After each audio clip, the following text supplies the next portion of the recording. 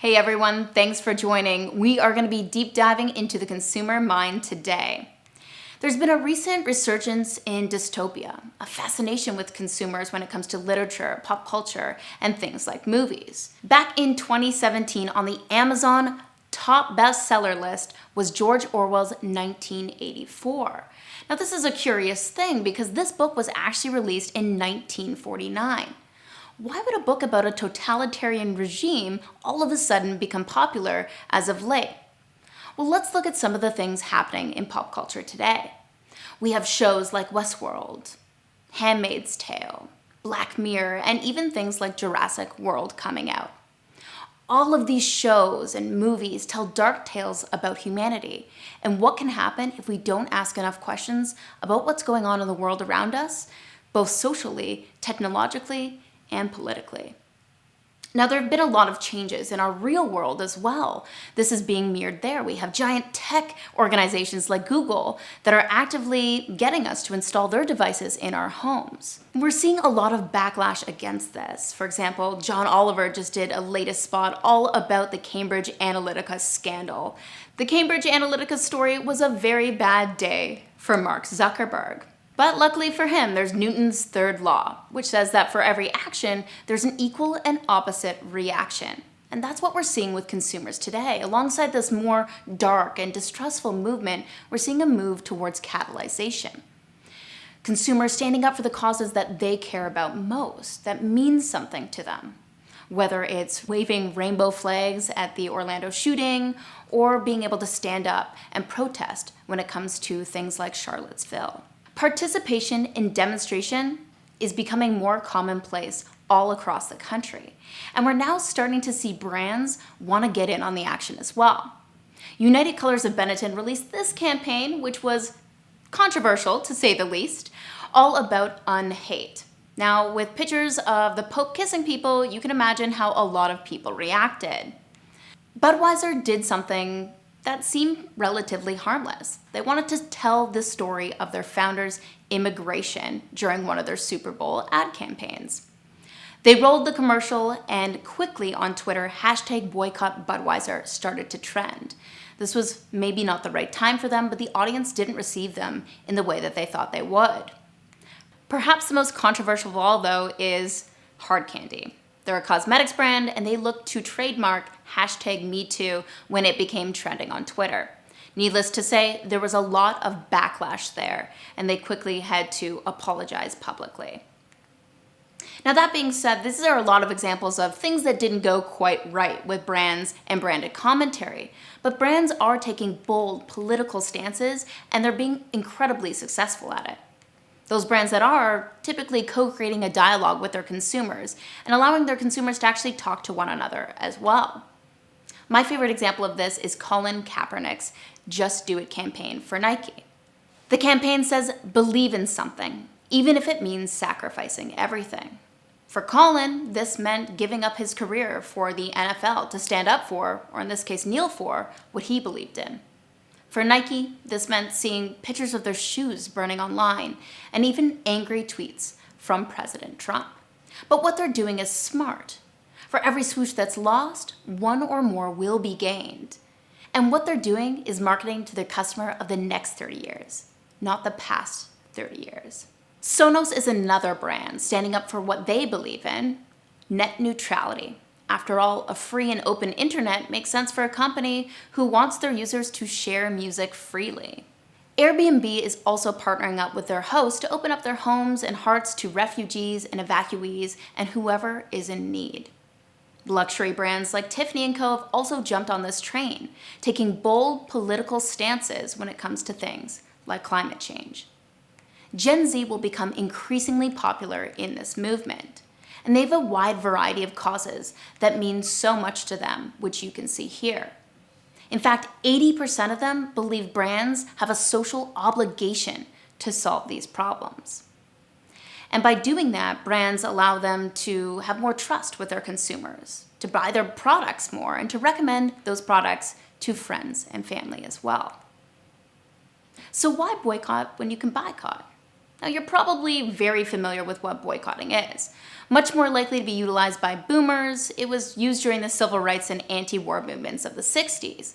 What it looks to do is shame companies for doing a poor job environmentally, ethically, or socially within their businesses. Boycotting, on the other hand, is much more likely to be utilized by Gen Z or millennials. It looks to have a negative impact on the companies doing poor work, not the actual employees of those companies, because it looks to reward those companies that are doing an amazing job socially and environmentally. Now, you may think taking a staunch opinion may be too risky for your business, but what's important to remember is that consumers are curating the products that they're purchasing based on their belief systems. It's important for your brand to take a stand now because you may be left behind when your brand has stood for nothing at all. Brands act as a personal extension of the brands of consumers today. Consumers are also leveraging catalyzation in a lot of other ways. Food and travel combined together, that's just one of them. So let's dive into that a little bit more. Americans are taking more vacation time, but vacation shame, it's still very real today. We're always digitally connected, taking phone calls on our dinners, or even when we're out on a boat with our family. Now, if I got you to dream up your favorite dream vacation, you may think of an image much like this one, a relaxing beach time siesta. But many are swapping in these beach time siestas for something a little bit more engaging, hands-on, and interactive. Airbnb is doing just that, allowing curated experiences by authentic hosts in over 200 cities globally. They have about 4,000 experiences right now in those 200 cities and have invested $5 million in this initiative so far. They're not alone as well. West Elm is a furniture boutique store that recently opened up a series of hotels. They have local experiences where you can live like a local there that have become popular not only with those visiting the community, but with the community themselves. Conrad and Renaissance hotels have quickly followed suit. This relates heavily to a trend that we've identified as culinary agritourism, where people are traveling to learn more about hands-on ways that they can interact with their food and where it actually comes from. This makes sense because over 93% of consumers are looking for experiences that go beyond just food and dining. And I myself got to experience something like this at Fico's Eataly World in Bologna, Italy. Think about it like a mixture between Disneyland and the culture of Italy. Let me tell you a little bit more about Fico Eataly World. Fico Eataly World is about a 24-acre property. It has 27 restaurants, some of which have a Michelin star. They have courses you can take. I took an authentic Italian-making pasta course. I also learned how to make my own cheese. They have livestock as well as crops that they harvest for the restaurants live on site that you can check out as well. One of my favorite experiences, though, had to be Hortus. So this was their agriculture carousel, as they called it. It was a literal carousel where you could pick the seed of your choosing, plant it, and then watch it grow over time. So you can see on the image to your left, you see it a little bit barren, but as it comes to the right around that carousel, your plant has grown into a fully fledged adult ready to be harvested and used in the local restaurants there. What truly made this experience something incredible was that your experience didn't end once you left the doors of Eataly. Every plant had an RFID code which allowed you to track how it was being harvested, when, and how much it was growing week to week. So pretty impressive for someone like me who kills a lot of plants. What's great about Hortus is it helps keep consumers connected long after their Italian vacation or leaving the doors of Eataly. It also educates and immerses consumers, giving them a hands-on approach rather than just watching a video or hearing someone talk about it. On top of that, it creates a real cultural connection to the farm-to-table culture of Eataly and Italy itself, because that's what the founder really wanted when he created his restaurants. In fact, the founder has said that lately the storytelling behind food starts with cuisines and chefs, but he wanted to restart that from the earth itself.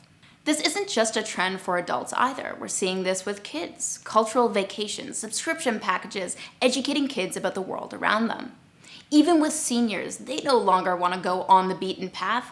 They want to do wilderness survival courses. There are 5 motivating factors to this. It really helps create a sense of purpose with consumers. They don't want to turn their brains off when they go on vacation. They want to actively engage. It also helps them tap into their creativity, allowing them to do something they wouldn't be able to do on a day-to-day basis. On top of that, it's all about lifelong learning. Your job at learning doesn't end when your career does or when schooling does. It's something that happens perpetually. And it creates a narrative, so you can tell that perfect story about how you learn to create your authentic Italian pasta. Thanks for joining me on the Consumer Mind module. Now we have a few workshop questions for you. In what ways could your brand set consumers on the path to self-betterment? And furthermore, how could you evoke a deeper emotional connection through storytelling?